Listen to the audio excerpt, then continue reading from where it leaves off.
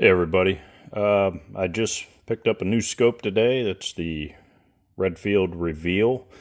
For those of you that are familiar, Redfield is now owned by Academy Sports.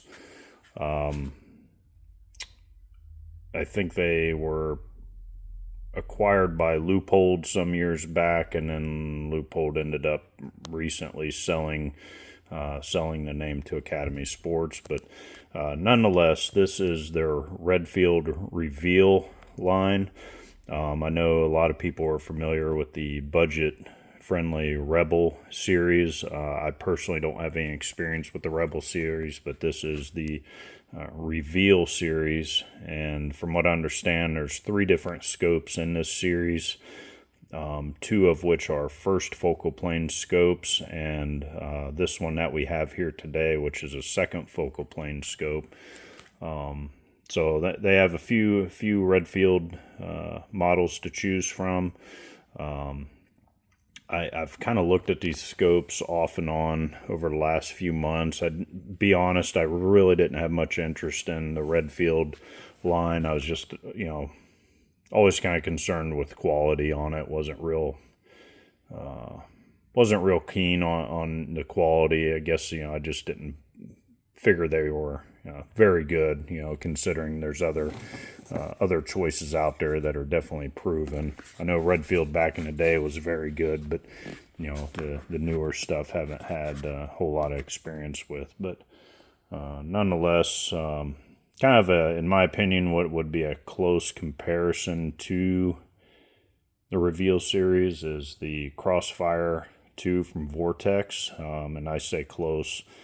I'm meaning, I guess, uses, second focal plane, tube size, magnification. The only thing this does not have is the illuminated reticle, but turrets, very similar turrets, which will bring me to a point here shortly. So Crossfire 2's been a good scope for me. Had it for quite a while now. No complaints with it. For the price point, it is what it is. And anyways, moving on. So Academy Sports has these. I think they're regularly about $289, which would automatically turn a lot of people off right then and there.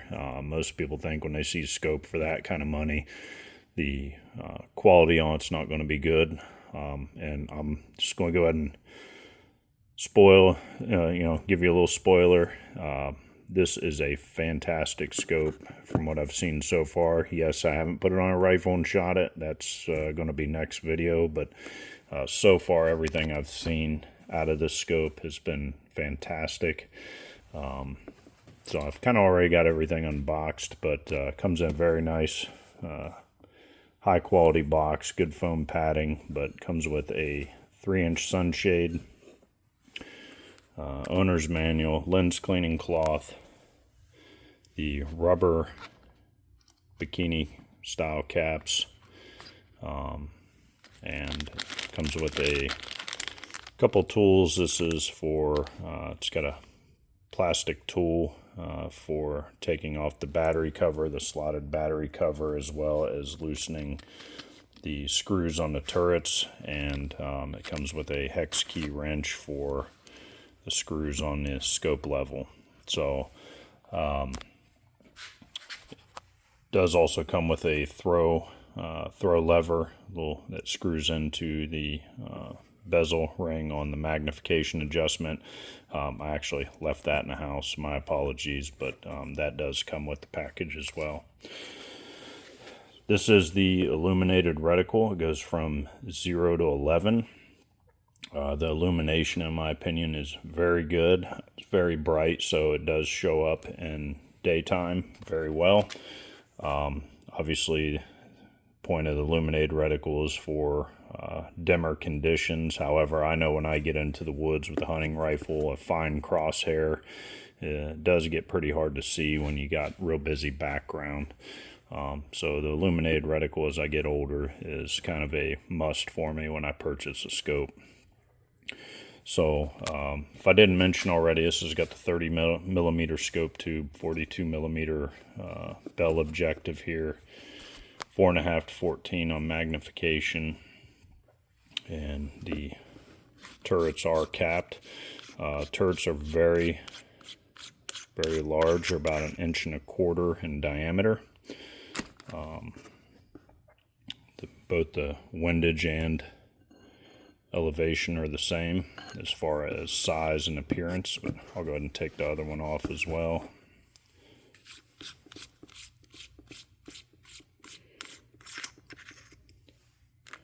Some nice aluminum scope caps. So that plastic tool here is also meant to take out the little slotted screws in the turret caps. Their first focal plane models do have 0 stops in both turrets. However, the second focal plane model, which what we have here, does not have the zero stop incorporated into it. So no, not a deal breaker for me. So turrets are very nice. I know a question always comes up is how do they feel? How do they sound? Very tactile.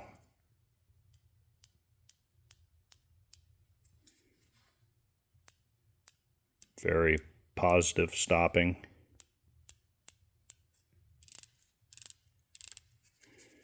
Windage is the same.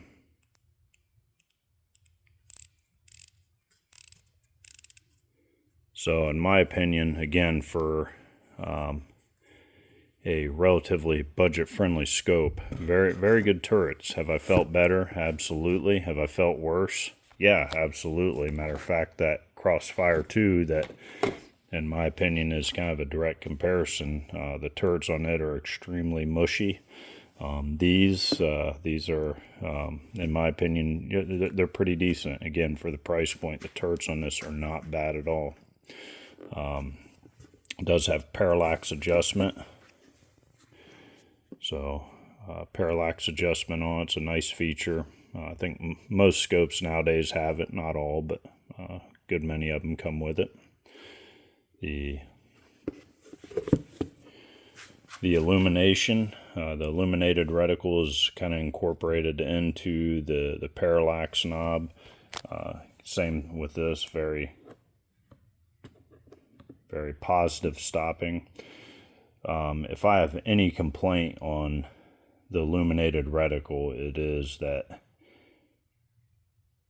from 0 all the way back to 0, the reticle stays on. Like my Burris, I have a Burris with illuminated reticles. They did it right. In between each number, there's an off position. So if you know that, hey, I always use 8 or 7 for my illuminated reticle, I can turn it one click off of that, and when I want to turn it on, it's simply one rotation to the number. Here, you kind of have to search for the correct illumination for the conditions. It does have the auto off, so after 5 hours, it does go off on its own. So that is still a nice feature if you do leave it on. Let me turn this. I'll turn it up here so you guys can get an idea. So the illumination is very bright on it. I know that's not in very good focus, but you can see the illuminated reticle does take up a good portion of the crosshair, and that does include a bullet drop compensator in there as well. So yeah, to turn this off, not using the auto off feature, you'd have to rotate that all the way back to 0. So not a deal breaker, but not the most ideal as well. Something I was a little worried about was the color on it. So it's advertised as black. It is not a traditional black like most scopes come in.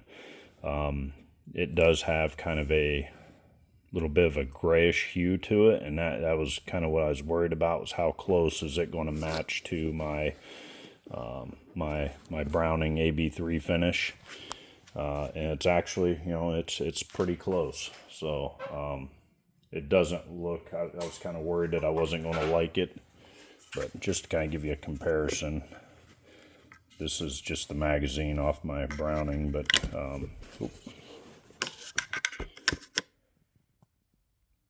so it is very close. It does have kind of a grayish hue. The finish on it's actually really nice though.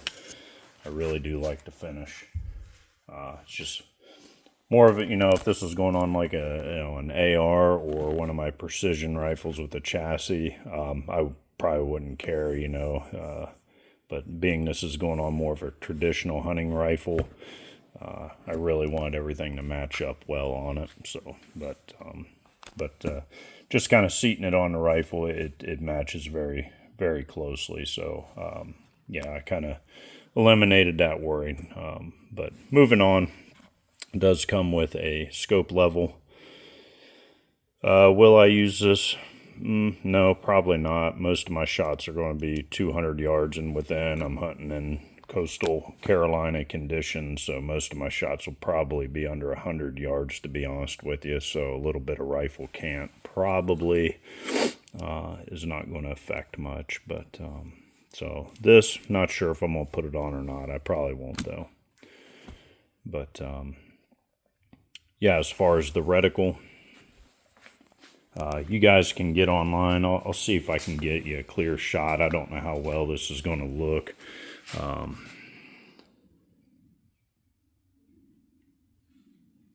Let's see if I can. Yeah, I just don't think my camera is going to.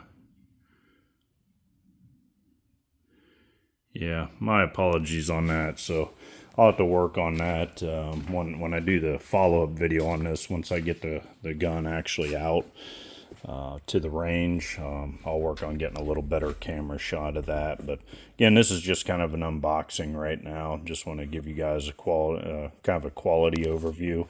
I will tell you, the glass on it is very good. I was very impressed with the glass. It's comparable to some of the better optics I have. The crosshair on it it's a fine crosshair. It's not real thick, and it does have, again, the elevation BDC, so it's got kind of diamonds on the lower crosshair. It does not have like the hash mark or the line subtensions. And it does not have it for the windage, so you're only getting a BDC on the lower portion of the crosshair. So that might be a deal breaker for some people, but again, for a hunting optic, I think this will be more than adequate. If I'm going to be using Kentucky windage, I should have no problem figuring out my holds. So